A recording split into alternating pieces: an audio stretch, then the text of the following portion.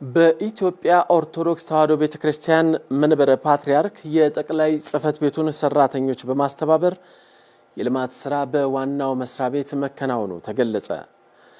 ብፁዕ አቡነ ሳይሮስ የመንበረ ፓትርያርክ ጠቅላይ ቤተ ክህነት ዋና ሥራ አስኪያጅ የደቡብ ምዕራብ ሸዋና ሸገር አህጉረ ስብከት ሊቀ ጳጳስ በተሰጠ መመሪያ በዋናው መስሪያ ቤት ግቢ ውስጥ በሚገኙ ሁለት መጋዘኖች ለረጅም ጊዜ ተከማችተው የቆዩ በርካታ ቅዱሳት መጻሕፍት ቋሚና አላቂ እንዲሁም አገልግሎት የሰጡ ንብረቶች በአግባቡ ተለይተው በተገቢው መንገድ እንዲቀመጡ መደረጉ ተገልጿል።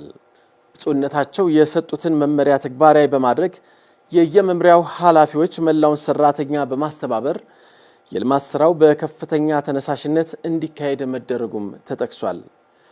የመንበረ ፓትርያርክ ዋናው መስሪያ ቤት ደረጃውን የጠበቀ ውበት እንዲይዝ ለማድረግ በርካታ የልማት ስራዎች እየተከናወኑ መሆኑ ይታወቃል።